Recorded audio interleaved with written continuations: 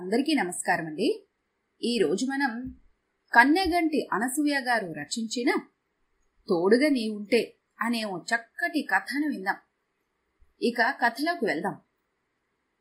Auto ఆగిన శబ్దానికి ఎవరొచ్చారబ్బా అనుకుంటూ తలుపు తెరిచింది కాళింది. అప్పటికే ఆటోవాడికి డబ్బులిచ్చేసి సూట్ కేసుతో మెట్లెక్కి పైకొస్తూ నీలిమ. ఏమీ అకాల రాక నాటక ఫక్కీలా అంటూనే నవ్వుతూ నీలిమని ఆహ్వానించింది కాళింది. ఇద్దరు స్కూల్ రోజుల్లో నుండే స్నేహితులు.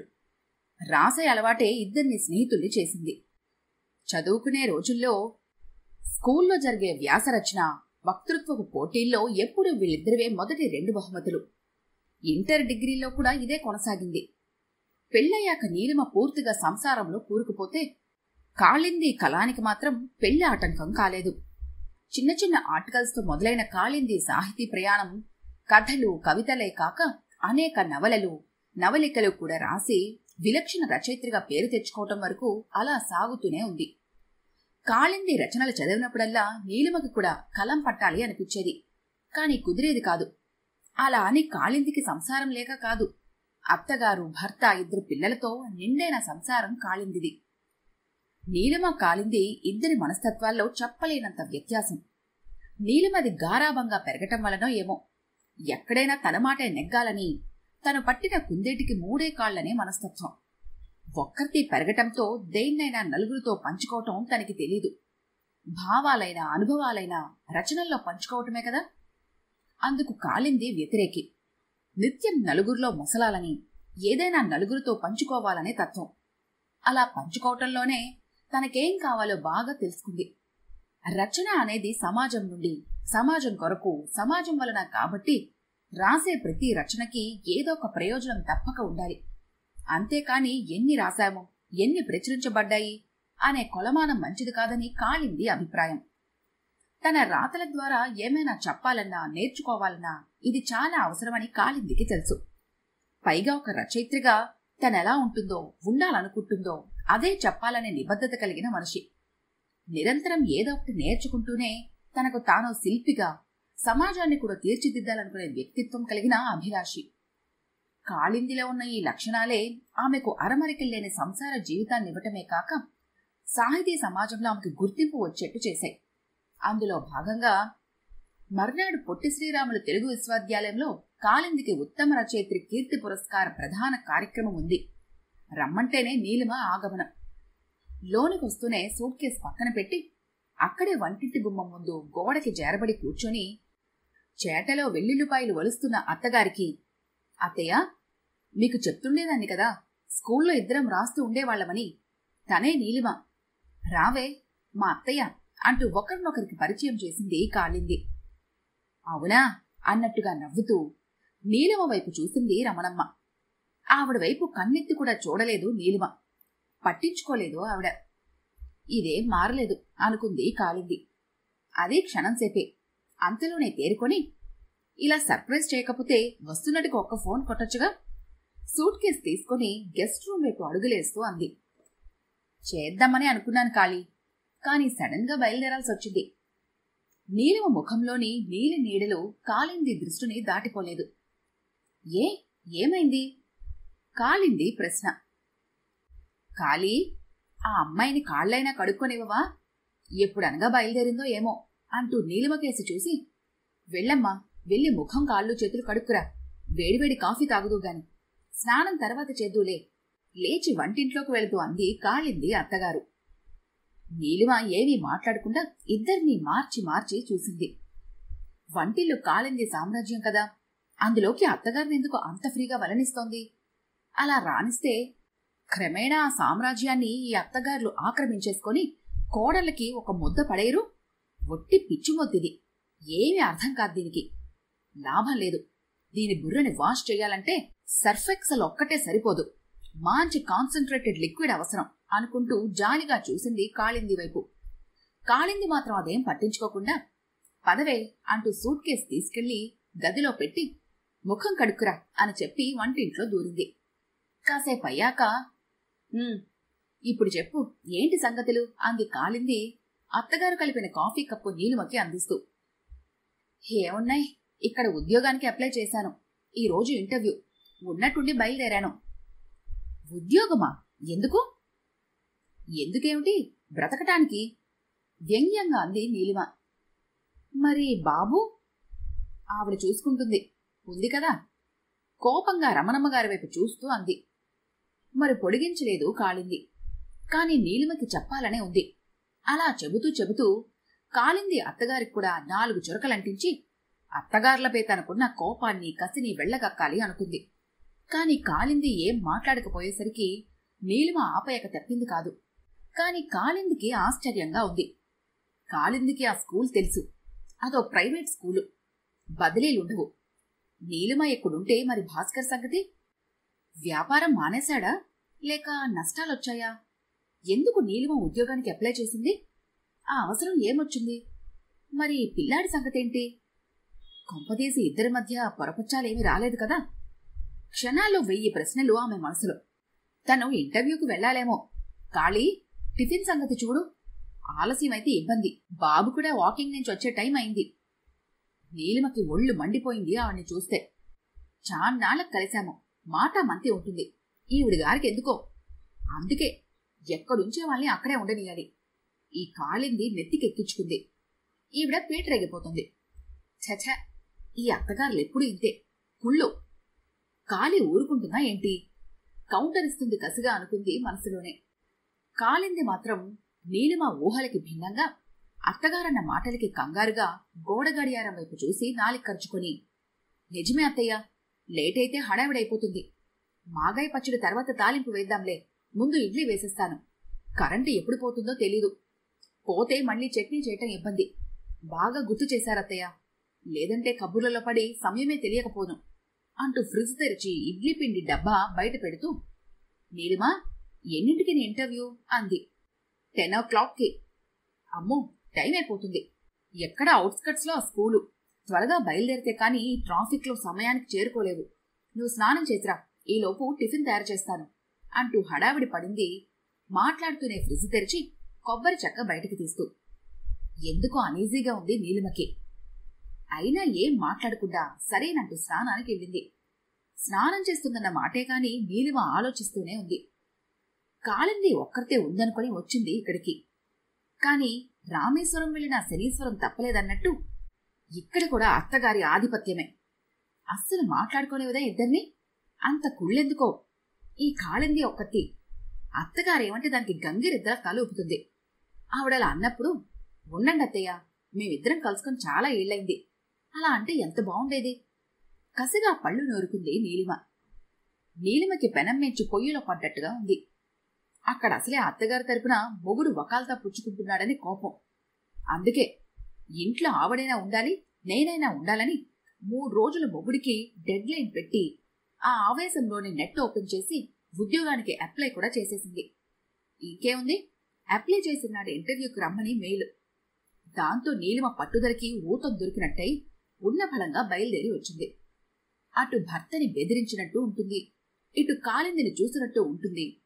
పుణ్యం పురుషార్థం కలిసొచ్చినట్టు, దాని అవార్డు బహుకరణకి హాజరైనట్టు ఉంటుందని వెనక నుంచి అత్తగారు మొగుడు ఎంతగా చెప్పినా వినకుండా మొండి పట్టుదలతో పిల్లాన్ని వదిలేసి మరీ వచ్చేసింది. పిల్లాడిని అక్కడే వదిలేస్తే సమస్య తనకి సానుకూలంగా అవుతుందని నీలిమ ఆలోచన. ఉద్యోగం ఏముంది, చేరితే చేరొచ్చు, లేదంటే మానేయచ్చు. నీలిమకి అత్తగార్ల వ్యవస్థ అంటేనే పడదు. అందుకే పెళ్ళయ్యాక వేరు కాపురం పెట్టించింది. కాపురం పెట్టిన ఏడాదికి బాబు పుట్టాడు. వాడికి 2 ఏళ్లు. మొన్ననే నర్సరీలో చేర్చారు. ఇంతలోనే మామగారు కాలం చేశారని కబురు. తండ్రి పోయాక తల్లిని తనతో వచ్చేయమన్నాడు. అయితే 3వ నెల వరకు అంత మంచిది కాదని అందరూ అనేసరికి అమ్మని ఒంటరిగా వదిలేయటం ఇష్టం లేక ఆ 3 నెలల వ్యాపారాన్ని భాగస్వాములకి వదిలేసి తను వాళ్ళమ్మ దగ్గరే ఉండిపోయాడు. భాస్కర్ ఊళ్ళో లేని ఆ 3 నెలలు నీలిమకి చుక్కలు కనబడ్డాయి. 4వ నెలలో వాళ్ళమ్మని తన దగ్గరికి తెచ్చేసుకున్నాడు భాస్కర్. నీలిమకి ఇది ఊహించని పరిణామమే. అంత తొందరగా జీర్ణించుకోలేకపోయింది. నిజానికి ఆవిడసలు రానంటే రానంది. మీ నాన్నగారు పోయి 3 ఏళ్లు కూడా కాలేదు. అయినా నా కాలు చెయ్యి బాగానే ఆడుతున్నాయి కదా, నా పనులు నేను చేసుకోగలిగినంత కాలం ఇక్కడే ఉంటాను బాబు అని కొడుకుని బ్రతిమలాడింది. భాస్కర్ వినలేదు. నేనక్కడికొస్తే పిల్లాడికి నాయనమ్మ ఇల్లు ఆ సరదా దూరం అవుతాయిరా అంది. అయినా పట్టిన పట్టు వీడలేదు భాస్కర్. నీకంతకంటే సంతోషాలున్నాయమ్మా? నీ మనవడితో వాడెంత ముద్దు మాటలు మాట్లాడుతున్నాడో విన్నావు కదా. స్కూల్లో నేర్చుకున్న రైమ్స్ వాడి నోటితో వినాల్సిందేనమ్మా. మనం పాడితే నచ్చదు, రాగం మారిపోతుందట. వాళ్ళ టీచర్ చెప్పిందే కరెక్టట. వాడికి వాళ్ళమ్మ కంటే ఎక్కువైపోయింది వాళ్ళ టీచరు. వాడు పెద్దవాడైపోయే కొద్దీ ఇవన్నీ మిస్ అయిపోతావమ్మా. అయినా వాడు పుట్టినప్పుడు అచ్చు మీ నాన్నగారు అన్నావు, గుర్తులేదా? మరి నాన్న దగ్గరికి రావటానికి నీకు ఇబ్బంది ఏముంటుందమ్మా? కాదనకమ్మా. కాదనలేకపోయింది శారదమ్మ. భర్త పోయాక ఇప్పుడే రావటమో 2-3 వారాల పాటు ఆ ఊళ్ళో ఉన్న తెలిసిన వాళ్ళు వీళ్ళు పలకరించడానికి రావటంతోనే సరిపోయింది. కాస్తంత ఆ ఇంటి వాతావరణం అలవాటయ్యాక పనితో పసిపిల్లవాడితో కోడలు సతమతమవుతున్న తీరు చూస్తూ ఖాళీగా కూర్చోలేక ఏవో 2-3 పనుల్లో సాయం చేయబోతే వద్దన్నట్టు చూపులతోనే విసిరికొట్టింది కోడలు. కోడలి ప్రవర్తనకి నొచ్చుకుంది శారదమ్మ. మరోసారి ఆ ప్రయత్నం చెయ్యలేదు. ఇది నీ ఇల్లమ్మా. నీకు కావాల్సింది నువ్వెప్పుడు తినాలనుకుంటే అప్పుడు తిను. నీ సంతోషమే మాకు కావాల్సింది అంటూ భాస్కర్ రకరకాల పళ్ళు స్వీట్లు తెచ్చి టేబుల్ మీద పెడుతుంటే నీలిమ లోపల కుతుకుతా ఉడికిపోయేది. అవేవో అంటరాని వస్తువులన్నట్టు వాటిని ముట్టుకునేది కాదు నీలిమ. పిల్లాడిని కూడా ముట్టుకోనిచ్చేది కాదు. అత్తగారేమైనా అంటే, మీ అబ్బాయి మీకోసం తెచ్చారు కదా, మాకెందుకులేండి అంటూ వేరు చేసి మాట్లాడేది. కోడలు అలా మాట్లాడుతుంటే ఆవిడికి మాత్రం ఏం తినాలనుంటుంది? తినాలని ఉన్నా నోరు వాయగట్టుకుని అలా కూర్చునుండేది తప్ప తను ముట్టుకునేది కాదు. చివరికి భాస్కర్ వచ్చి పెడితే తప్ప. మగాళ్లు చెప్పడమైతే చెప్తారు కానీ అన్ని వేళలా వాళ్ళు ఇంట్లో ఉండరు కదా. ఏం జరుగుతున్నది తెలియటానికి చెప్తే నేరం. అందుకే మౌనమే మేలనుకుంది. కొడుకు అన్నిసార్లు చెబుతున్నాడు కదా అని స్వతంత్రించి ఏ పనిలోనైనా చెయ్యి పెట్టబోతే క్షణాల్లో వచ్చేస్తుంది అక్కడికి. మీరు కూర్చోండి, నేను చేసుకోగలను అన్నట్టుగా నోటుతో చెప్పకుండానే అత్తగారి చేతిలో పని లాగేసుకుంటుంది నీలిమ. ఆ లాక్కోవటంలో కూడా నువ్వు కలగజేసుకోకు, ఇది నా ఇల్లు అన్న మౌన నిరసన స్వరమే ధ్వనిస్తుంది. పైగా ఆ చేసిన పనికి అత్తగారిని కాలు కందకుండా చూసుకుంటున్నానని ముసుగు, ఆత్మవంచన. చూడటానికి అంతా సవ్యంగా ఉన్నట్టే కనిపిస్తుంది, కాని ఏదీ స్వతంత్రించి చెయ్యనివ్వదు. చుట్టూ పరిధులు, ఆంక్షలు, నోరు తెరిచి ఇది అని చెప్పలేని సమస్య. అసలే భర్త పోయిన బెంగ, దానికి తోడు కోడలి ప్రవర్తన. మౌనంగా భరిస్తుందేమో. అప్పుడప్పుడు ఛాతిలో సన్నగా వస్తున్న నొప్పి. కొడుకు ఆఫీసులో ఉన్నప్పుడైనా నొప్పొస్తే రాగానే చెప్పాలి అనుకుంటుంది. తీరా భాస్కర్ వచ్చాక, వాడిప్పుడేగా వచ్చింది, అలసిపోయి ఉంటాడు, నా నొప్పి గురించి చెప్పి వాణ్ణి బాధపెట్టడం ఎందుకులే, రేపు లేవగానే చెప్పొచ్చు అనుకొని అప్పటికి ఊరుకునేది. ఆ మర్నాడు ఉదయం అతను ఆఫీస్కి వెళ్ళటానికి తయారవుతుంటే, బాబూ ఏదో నొప్పిరా అని చెప్పాలనుకుని, పొద్దున్నే వాడు ఆఫీస్కి వెళుతుంటే ఇప్పుడెందుకులే చెప్పటం అని ఆగిపోయేది. రోజులు గడుస్తున్న కొద్దీ నొప్పి ఎక్కువ అవుతున్న ఫీలింగ్. ఒకరోజు రాత్రి కొడుకొస్తూనే, అమ్మా అన్నం తిన్నావా అని అడిగాడు. కొడుకలా అడిగేసరికి అప్పటిదాకా అణిచిపెట్టుకున్న దుఃఖం ఒక్కసారిగా ఉబికిరాగా ఇక భరించటం తన వల్ల కాదనుకుని నొప్పి విషయం ఎప్పుడైతే బయటపెట్టిందో అదిగో అప్పట్నుంచి కోడలి సనుగుళ్ళు మరింత ఎక్కువైపోయాయి. పొద్దస్తమాను నేను ఇంట్లోనే ఉంటున్నాను కదా, నొప్పొస్తుందని నాకు చెబితే హాస్పిటల్కి నేను తీసుకెళ్ళనా ఏంటి? మీరొచ్చాక మీతోనే చెప్పాలా అన్న నీలిమ మాటలతో గొడవ పెద్దదై భార్యాభర్తల మధ్య మాట పెరిగింది. దాంతో కలహాలు, మాట్లాడుకోకపోవటాలు, సూటిపోటి మాటలు, ఆవారా స్థాయికి చేరిన నీలిమ నిరసన కార్యక్రమాలు. ఇల్లంతా ఒకటే సట్టెల మోత. అప్పటిదాకా నీలిమ మనసులో ఉడుకుతున్న లావా ఈ సంఘటనతో ఒక్కసారిగా వాళ్ల జీవితాల్లో విషాన్నే చిమ్మింది. భార్యగా తను పొందాల్సిందేదో తాను పొందుతున్నా అమ్మా కొడుకుల సఖ్యతని సహించలేని నీలిమలో అసూయ ద్వేషాలు తారాస్థాయికి చేరి ఇక ఒక్క నిమిషం కూడా అత్తగారి సమక్షాన్ని తట్టుకోవడం తన వల్ల కాదని తాడో పేడో తేల్చుకోవాల్సిందే అన్నట్టుగా ఒక నిర్ణయానికి వచ్చేసిన నీలిమ, ఉంటే ఆవిడైనా ఉండాలి, లేదంటే నేనైనా ఉండాలి అని కరాఖండిగా చెప్పేసి ఈ నరకం భరించే కంటే ఒంటరిగా బ్రతకటమే మేలనుకొని ఆ ఆవేశంలోని తీసుకునే నిర్ణయం ఇంతవరకు దారితీసింది. తీరా ఇక్కడికొస్తే ఇక్కడ కూడా అత్తగారే. ఎక్కడో రకం తంతు. అది నటనో నిజమో అర్థం కావటం లేదు నీలిమకి. ఆలోచిస్తూనే ఇంటర్వ్యూకి వెళ్ళిందేమో. ఇంటర్వ్యూ అయ్యాక ఏ విషయం మెయిల్ చేస్తామనేసరికి ఇంటికి బయలుదేరింది. ఆటో దిగి ఇంట్లోకి వస్తూనే అక్కడున్న దృశ్యాన్ని చూసి ఆశ్చర్యపోవటం నీలిమ వంతైంది. అత్తాకోడలిద్దరూ డైనింగ్ టేబుల్ దగ్గర కూర్చొని ఎవరి పనులు వాళ్ళు చేసుకుంటూనే కబుర్లు చెప్పుకుంటూ నవ్వుకుంటున్నారు. కాళింది తాను వేదిక మీద మాట్లాడాల్సిన ప్రసంగాన్ని తయారు చేసుకుంటుంటే రమణమ్మగారు కాళింది రేపు కట్టుకోబోయే కొత్త చీరకి ఫాల్ కుడుతున్నారు. అంతకుముందే కాళింది భర్త అంత గొప్ప అవార్డు అందుకుంటుంటే నా కాంట్రిబ్యూషన్ అంటూ కొత్త చీర, మ్యాచింగ్ ఫాలు కొనుక్కొచ్చాట. జాకెట్లలో దానికి సరిపడా మ్యాచింగ్ జాకెట్ ఉండేసరికి వద్దుంటున్నా వెనుకుండా ఫాల్ కుడుతున్నారట అత్తగారు. నీలిమకెందుకో మనస్సు చివుక్కుమనిపించింది. కాస్తంత అసూయగా కూడా ఉంది. నీలిమ రాగానే అన్ని టేబుల్ మీద పెడుతూ, ఇంటర్వ్యూ బాగా చేశావా? అన్నం పెడతాను రండి అంటే, వద్దు, నీలిమ వచ్చాక తిందాంలే అన్నారు అత్తయ్య. నీకోసం చూస్తూ ఖాళీగా కూర్చోవటం ఎందుకని ఇద్దరే మీ పనులు పెట్టుకున్నాము. రా, కాలు కడుక్కొనిరా, భోజనం చేద్దాం అంది కాళింది. రమణమ్మ కూడా, రామ్మా నీలిమ, ఎప్పుడనగా వెళ్ళావో, అసలే ప్రయాణం చేసొచ్చావు, పాపం ఆకలేస్తోందో ఏమో, వేళ దాటిపోయింది కూడాను, రారా అంది గ్లాసులో మంచినీళ్లు పోస్తూ. ఆ ఆప్యాయతకి కరిగిపోయింది నీలిమ. తన నిర్లక్ష్యం ఏమాత్రం పట్టించుకోకుండా తననెంత ప్రేమగా చూస్తుందో ఆవిడ. నీలిమకి తెగ నచ్చేశారు ఆవిడ. ఇద్దరూ ఒకటే కబుర్లు. ఆ రాత్రి రమణమ్మగారు కూరగాయలు కోసిస్తే నీలిమ వంట పూర్తి చేసింది. అలా ఆవిడికి వంటింటి పనుల్లో సాయం చేస్తూ చేస్తూ, ఇదేంటి నేనిలా మారిపోయాను, తనకి అత్తగారులంటే ఎలర్జీ కదా అని కూడా అనుకుంది తనలో తానే చాలాసార్లు. ఎప్పుడైతే నీలిమ కాళింది అత్తగారి పట్ల కాస్తంత సామరస్యపూర్వకంగా ఆలోచించడం మొదలుపెట్టిందో అప్పుడే తన అత్తగారితో పోలిసి కూడా మొదలైంది ఆమెలో.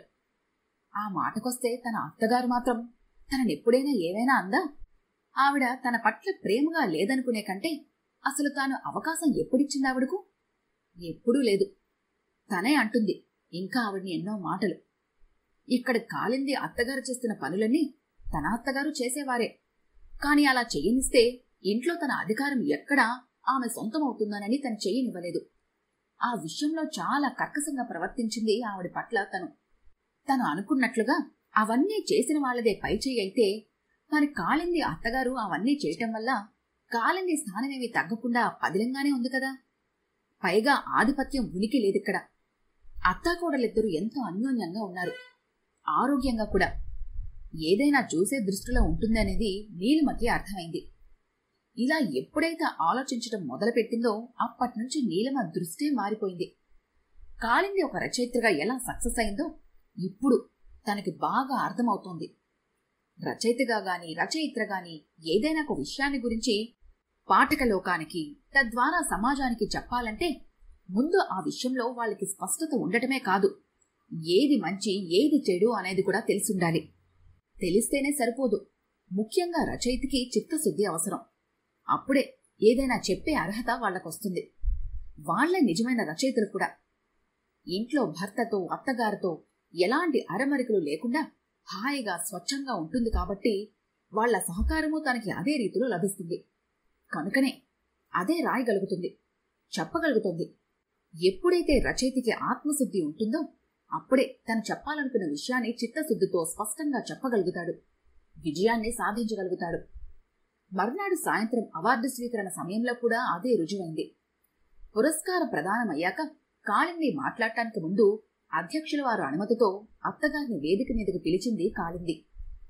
వాళ్ళ ఆయన ఇద్దరూ కలిపి ఆవిడికి సాలువా కప్పి సత్కరించడమే కాదు, నా ఈ అభివృద్ధి వెనుక మా అత్తగారి ప్రోత్సాహం, ఆవిడ కృషి ఎంతో ఉందని, ఆవిడ సహకారమే లేకపోతే తనే విధంగా ముందుకెళ్లలేకపోతుందని కళ్ళనీళ్లు పెట్టుకుని మరీ చెప్పింది సభాముఖంగా కాళింది.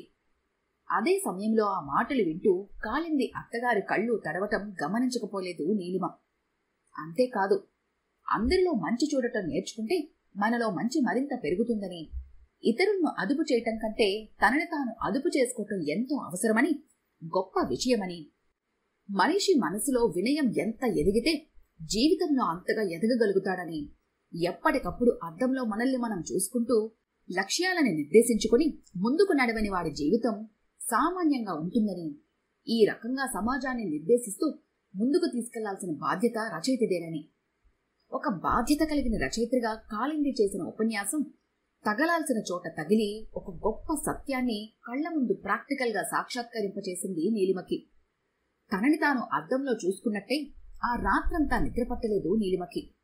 తన ఆలోచనల అంతర్మథనంలో తనేం కోల్పోయిందో, తన ప్రవర్తనతో జీవితాన్నెలా నరకం చేసుకుందో, నిత్యం కుట్రలు కుసిద్దాలతో ఎదుటివాళ్లపై పైచేయి సాధించాలనే పనికిమాలిన తపన తాపత్రయం ఒక మనిషిని ఎప్పుడూ ఐకాన్గా నిలబెట్టలేవనే సంగతి తనకే తెలుస్తుంటే తనెలా ఉండాలో తేట తెల్లవైంది. నీలిమ అందరికంటే ముందే లేచి స్నానం చేసి తయారై సూట్ కేసు సర్దుకుంటుంటే అసలే రాత్రి పడుకునేసరికి ఆలస్యమైందేమో. నీలిమ పడుకున్న గదిలోంచి వస్తున్న శబ్దానికి మెలకు వచ్చి ఏం చేస్తుందబ్బా ఈ టైంలో అనుకొని కళ్ళు నిలుపుకుంటూ నీలిమ రూమ్కి వచ్చింది కాలింది. వద్దొద్దు, అత్తయ్యని ఎక్కడికి పంపించద్దు, ఫస్ట్ బస్కి నేను బయలుదేరొస్తున్నాను అంటూ నీలిమ భాస్కర్తో ఫోన్లో మాట్లాడటం విని అక్కడే ఆగిపోయింది కాలింది. అప్పుడే తూర్పున తెలతెలవారుతోంది. ఈ కథ కనుక మీకు నచ్చినట్లయితే లైక్ చేయండి, షేర్ చేయండి. మరిన్ని ఇంట్రెస్టింగ్ కథల కోసం మా ఛానల్ని తప్పకుండా సబ్స్క్రైబ్ చేసుకోండి.